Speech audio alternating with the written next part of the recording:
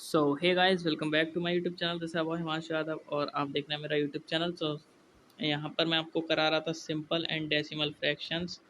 तो उसी के कुछ और क्वेश्चंस मैं आपको लेके आया हूँ इस वीडियो में। तो आप उन्हें कर लीजिएगा और उसके बाद आपका जो ये चैप्टर है वो कंप्लीट हो जाएगा पूरी तरीके से। फिर आपको इसमें कुछ भी करने की ज़रूरत नहीं पड़ने वाली है। तो चलिए इसे स्टार्ट करते हैं बिना किसी टाइम वेस्ट किए। तो पहला क्वेश्चन आपकी स्क्रीन पर जैसा कि लिखा हुआ है यहाँ पर पहला क्वेश्चन है, what is the difference between biggest and smallest fraction among, और ये सारे दिए गए हैं। तो यहाँ पर जब आपको ये सारे क्वेश्चन मतलब ये सारे ऑप्शन दे रखे हैं कि इनमें से कौन सा स्मॉलेस्ट होगा और कौन सा बिगेस्ट होगा, उनका डिफरेंस आपको यहाँ पर बताना है।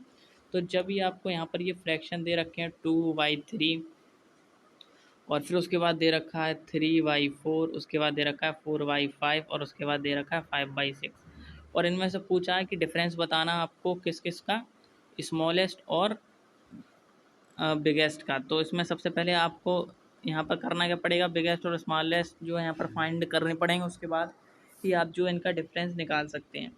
तो फर्स्ट ऑफ ऑल हम यहाँ पर देखेंगे कि स्मॉलेस्ट कौन सा और बिगेस्ट कौन सा। तो उसके लिए यहाँ पर आप देख सकते हैं 2/3 और 3/4 और 5/6, ये सारे जो ऑप्शन हैं इनके आप जो है अगर जो इन सबको सेम कर सकें तो कर लीजिए। अगर सेम नहीं कर पाते हैं तो उस केस में आपको करना क्या होता है, डिवाइड दे के देख लेना होता है। तो डिवाइड दे के हम यहाँ पर देख लेते हैं।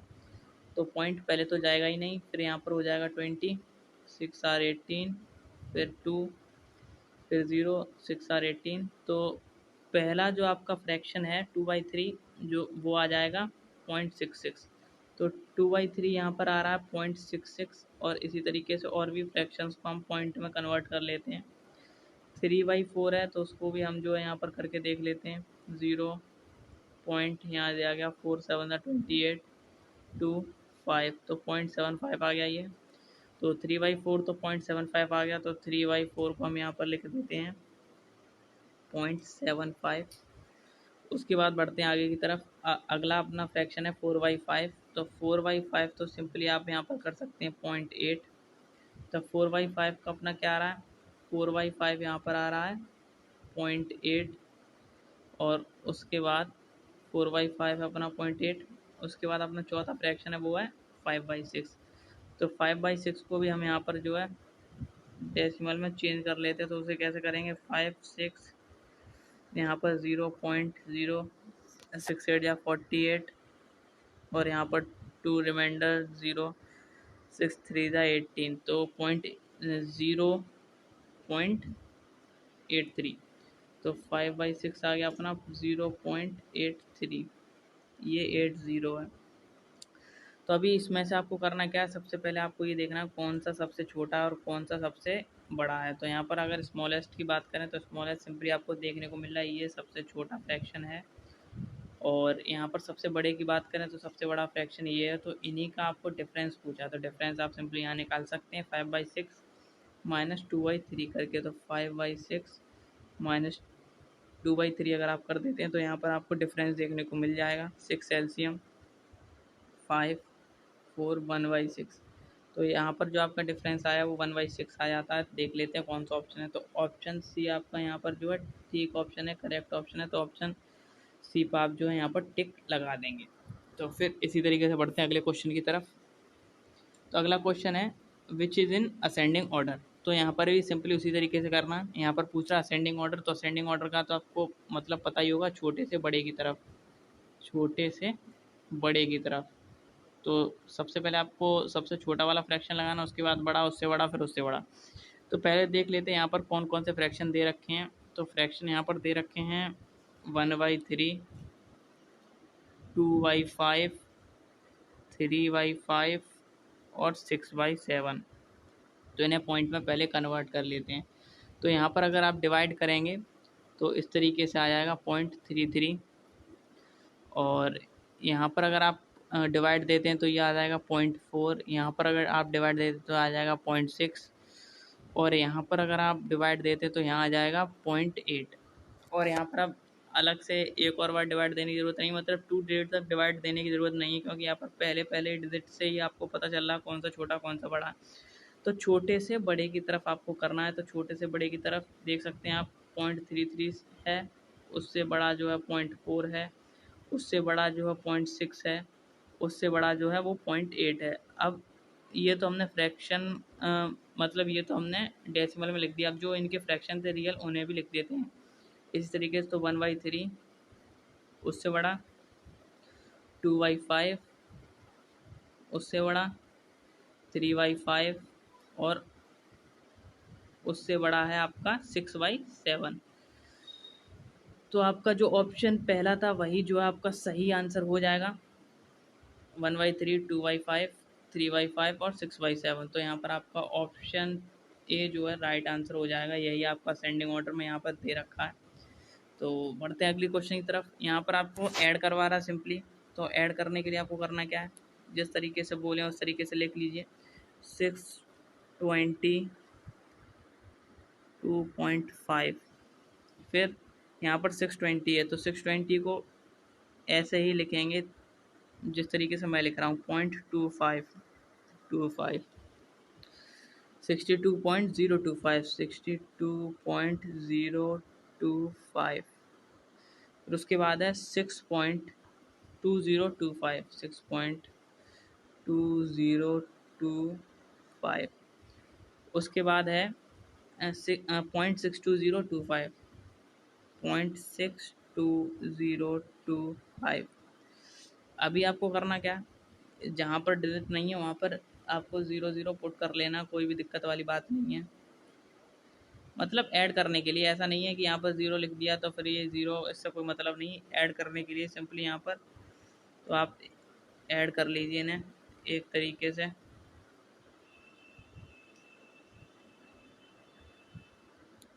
तो अभी आपको करना क्या, सिंपली इन्हें ऐड कर देना। तो ऐड कर लेते हैं हम यहाँ पर। ये सब ऐड करके 5 आएगा, इस सब को ऐड करके 7 आएगा, इन सब को ऐड करके भी 7 आ रहा है, इन सब को ऐड करके 9 आ रहा है, इन सब को ऐड करके 5 to 7, 7 to 9, 9 5 15 आ रहा है। और ऊपर 1 कैरी, 1 कैरी के बाद 1 to 3, 3 to 5, 5 6 11। तो यहाँ पर 11 का 1 और यहाँ पर ऊपर फिर से 1 कैरी। उसके बाद 1 0 1 ही रहा और उसके बाद 1 में 2 जोड़ा तो 3 हो गया, 3 में 6 जोड़ा तो 9 हो गया। तो यहाँ पर सिंपली आप लिख देंगे जाके 9। फिर उसके बाद आपको यहाँ पर 2 और 6 8 हो जाएगा, 2 और 6 यहाँ पर 8 लिख लीजिए, 2 और 6 8। फिर उसके बाद यहाँ पर केवल 6 ही है इस लाइन में पूरे में, तो ये 6 आ जाएगा। तो यहाँ पर आप जो 6 कर दीजिए और बीच में पॉइंट था तो यहाँ पॉइंट रख दीजिए, तो आपका आंसर ये आ जाएगा। तो यहाँ पर आपका आंसर ऐड करने के बाद आएगा 6891.59775। तो ये आपका ऐड करने के बाद आंसर आ जाता है, जो कि है अपना 6891.59775। ऑप्शन बी आपका ये वाला आंसर दे रखा है, तो ऑप्शन बी यहाँ पर आपका राइट आंसर हो जाएगा। अब यहाँ पर पूछा arrange fractions in descending order. तो आपको ये वाले फ्रैक्शन जो है डिसेंडिंग ऑर्डर में कन्वर्ट करने हैं, तो मतलब लगाने हैं, मतलब एक तरीके से अरेंज करने हैं। तो डिसेंडिंग ऑर्डर क्या होता है, बड़े से छोटे की तरफ, बड़े से छोटे की तरफ। तो सबसे पहले आपको यहाँ पर करना क्या पड़ेगा, सबसे बड़ी फ्रैक्शन लिखनी पड़ेगी, फिर उससे छोटी, फिर उससे छोटी, फिर उससे छोटी। तो यहाँ पर फ्रैक्शन देख लेते हैं सबसे पहले क्या क्या दे रखा है। पहला फ्रैक्शन है 9/11, फिर 8/9, फिर 3/5, फिर 4/7। तो अभी आपको करना क्या है, इनमें डिवाइड करके देख लेना है। तो 9/11 सिंपली यहाँ पर डिवाइड कर लेते हैं इस चारों के चारों को एक बार। 11 और ये 9 डिवाइड जाएगा नहीं, पॉइंट आ गया। 8 बार 88, 2 0, 1 बार 11 और यहाँ पर 9, ऐसे इतना ही छोड़ देते हैं। फिर उसके बाद देखते हैं 9 का 8 में डिवाइड देते हैं, 0.0, 9 8 या 72, फिर से 8 आ गया तो 9 8 या जो यहाँ पर फिर से 72 हो जाएगा,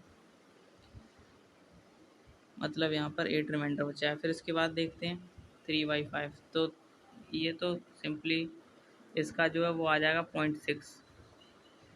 तो इसका तो यहाँ पर सीधे लिख देते हैं 0.6 है, 0.6। अब 4/7 और एक बार करके देख लेते हैं। इस तरीके से 0.475 अब इसके बाद नहीं करते हैं, 2 डिजिट तक हम यहाँ पर नहीं निकालेंगे पॉइंट के बाद, क्योंकि यहाँ पर सिंपली दिख रहा है ये 0.5 है, ये 0.6 है और ये दोनों तो 8 तक गए हैं। तो फिर अब हम सिंपली इनकी वैल्यू लिख देते हैं कितनी कितनी आई डिवाइड करने के बाद। तो इसकी वैल्यू आई है 0.81 और इसकी वैल्यू आई है 0.88, तो इसकी वैल्यू है 0.88। 4/7 की वैल्यू आई है 4/7 की वैल्यू आई है 0.5, तो 0.5 यहाँ इसे लिख देते हैं। अब बोला आपको बड़े से छोटे की तरफ लगाने हैं, मतलब तो सबसे बड़ी जो फ्रैक्शन है उसे लिखना। तो सबसे बड़ा यहाँ पर आपको देखने को मिल रहा है 0.88 है, क्योंकि 88 यहाँ पर इक्वल है। तो इसके बाद देखेंगे इसके बाद कौन सा बड़ा है, तो यहाँ पर 8 है, यहाँ 1 है, तो ये वाला इससे बड़ा हो जाएगा। फिर इससे छोटा है 0.81, फिर इससे छोटा है 0.6, फिर इससे छोटा है 0.5। तो अब इसके बाद क्या करेंगे, ये तो हमने डेसिमल्स में लिख दिया, अब जो इनके ओरिजिनल फ्रैक्शन है उन्हें हम यहाँ पर लिख देते हैं। तो 0.88 है 8/9, 0.81 है 0.81 है 9/11, उसके बाद 0.6 है 3/5, उसके बाद 0.5 है 4/7। तो ये आपका इस तरीके से अरेंज हो जाएंगे। देखते हैं कौन सा आंसर है इसमें से। 8/9, 9/11, 3/5, 4/7, ये वाला आपका जो है आंसर हो जाता है। सी ऑप्शन आपका यहाँ पर राइट आंसर हो जाएगा। अब बढ़ते हैं नेक्स्ट क्वेश्चन की तरफ। यहाँ पर दे रखा what will be the vulgar fraction of इतना। तो इसमें केवल आपको फ्रैक्शन बता देना, वल्गर वल्गर कोई मतलब इसका है नहीं। तो आपको करना क्या है, 0.0056 को फ्रैक्शन में कन्वर्ट करना है। तो उसके लिए आप क्या करेंगे, यहाँ पर जो ये चीज़ है उसे तो इस तरीके से लिख देंगे, और जितने डिजिट्स के बाद यहाँ पर पॉइंट लगा उतने ही ज़ीरो के साथ यहाँ पर पुट कर देंगे, 1 2 3 4। तो 4 डिजिट के बाद यहाँ पर पॉइंट लगा हुआ है, डेसिमल लगा हुआ है, तो इस तरीके से 4 डिजिट वाले 1 के साथ इस तरीके से लिख देंगे। तो यहाँ पर 10,000 अपॉन में आ जाएगा। फिर क्या करना है हमें, इसको सिंप्लीफाई कर देना। सिंप्लीफाई करते हैं, 8 7 56, 8 1 8, 20, 8 4 16, फिर 8 4 16 और 40, 8 5 40, ये 7/40 50, 7/40 50। और सॉरी यहाँ पर हम लोगों ने 8 2 16 किया था ना, तो 8 2 16, तो ये हो जाएगा अपना सी ऑप्शन 1250। एक बार आप डिवाइड करके भी देख लीजिए, अगर शायद मुझसे कोई मिस्टेक हो रही हो तो मैं करके देख लेता हूँ। यहाँ पर 8 1 8, 20, 8 2 16, फिर 40, 8 5 40, और फिर यहाँ पर 0 बचेगा, तो 0 से 0 में डिवाइड नहीं आता, तो उसके लिए 0। तो यही आपका सही आंसर है, 7/1250। तो इस तरीके से ये वाला ऑप्शन भी आपका सी ऑप्शन ठीक हो जाता है इस क्वेश्चन का आंसर।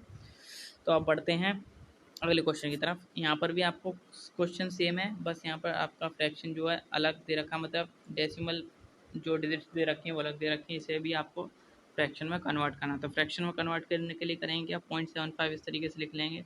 फिर ये वाली डिजिट को ऊपर न्यूमरेटर में लिख लेते हैं, अपॉन डिनोमिनेटर में जो है जितने यहाँ पर डिजिट्स के बाद डेसिमल है उतने 0 के साथ 1 पुट करके लिख देते हैं।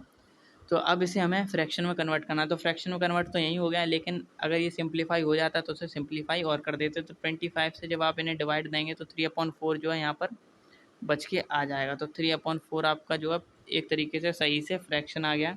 तो ये आपका 0.75 है, वो फ्रैक्शन में कन्वर्ट होने के बाद कुछ इस तरीके का आपको दिखाई देगा, जो कि है 3/4। तो ये आपका इस चीज़ का आंसर हो जाएगा। तो ये आपके क्वेश्चन हो गए।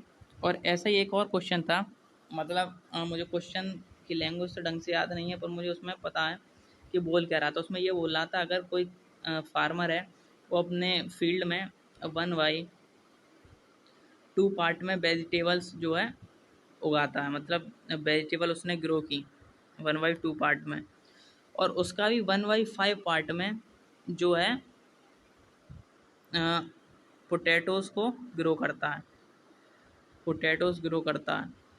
तो अब आपको ये बताना कि खेत के मतलब फील्ड के कितने पार्ट में, फील्ड के कितने